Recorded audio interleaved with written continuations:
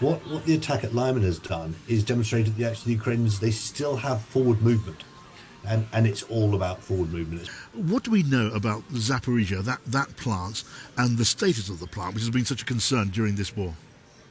Yeah, I mean, what we know is that we're very concerned about it. I mean, that sounds a slightly trite observation, but we know that it is being targeted, but by the Russians. We know that people have gone to great lengths. The Ukraine's gone to great lengths to protect it. We know there have been international calls to put some kind of protected zone around it. You might call it a no-fire area or something of that ilk to protect it, which is in everybody's interests. And the arrest of the director is, I mean, it's kind of blatant provocation, it's intimidation, but of course it plays to something much broader in terms of President Putin's attempts to continue to try and demonstrate that he's the strong man, shift the narrative away from what's happening on the battlefield and indeed what's happening at home. And good news that he's been released. All right, now can move on to another part of the battlefield, the town of Lyman. That has now been liberated by Ukrainian forces. That is an important development, isn't it? Could you just explain to us why? Yeah, I think it's important for a number of reasons. I mean, it has tactical significance. So it gave the Russians a position of advantage with river crossings et al. So tactically, it was useful to them. Secondly, it was important because the Ukrainians, after their hugely impressive advance at the sort of second half of September, that got such plaudits, at some point, advances like that tend to lose momentum.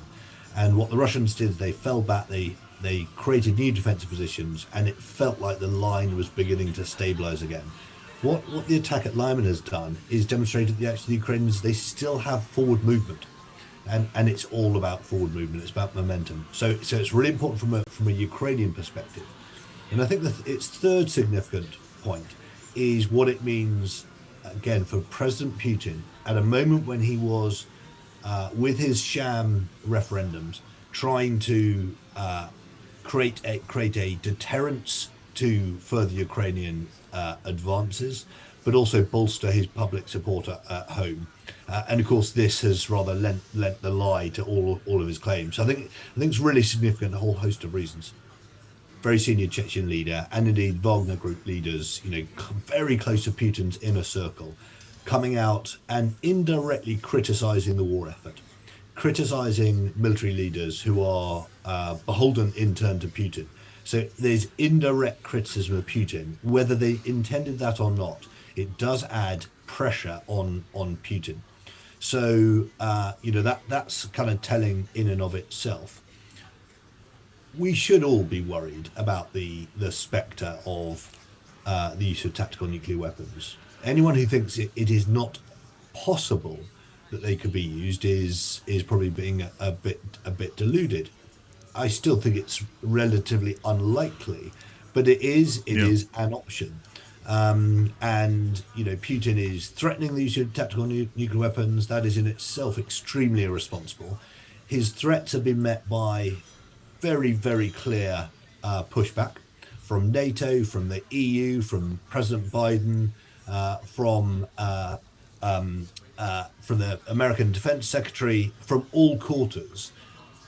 But it is, he is raising the ante by the mere mention of nuclear weapons, and there are now reports that there's a nuclear train on the move inside Russia. That is again, I mean, that's posturing, and we must all hope it is just posturing. But it's a very, very dangerous thing to posture with. Yes, I mean, there have been reports of very senior voices in, as it were, the American military establishment. David Petraeus, for example, has said that some sort of any kind of nuclear strike on the Russian side should be met with a direct NATO response. And I think talk of attacking the Russian Black Sea Fleet has been mentioned. That would surely mean, would it not, Rupert, World War III? Or is this really just about matching Putin's rhetoric with something to worry about on his side? Yeah, I mean, I think there's a number of things on there. It is right and proper that retired generals, of whom I am one, seek to influence and put forward options. Of course, it is much easier for General Petraeus to say these things today than it was when he was a serving four-star general. The ultimate responsibility sits on the shoulders of politicians and indeed their military commanders and advisors. And no politician, whether that's President Biden or anybody else, the NATO Secretary General, nobody will be taking this lightly. They'll be thinking through very, very carefully what the options are. And red lines and binary responses are not helpful in this instance. So I would judge what they should be doing is having a range of options at their disposal. So it shouldn't be as black and white as thinking that if he uses tactical nuclear weapons, we will respond in kind, for example. Because as you say, John, there's a reason why nuclear used to be called mutually assured destruction.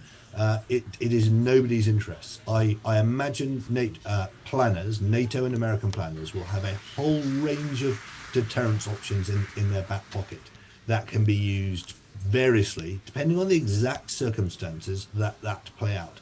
And some of those options, of course, are being played now to deter the likelihood of President Putin using tactical nuclear weapons. And then they'll have other options in their back pocket if President Putin should be, frankly, as mad as to use them.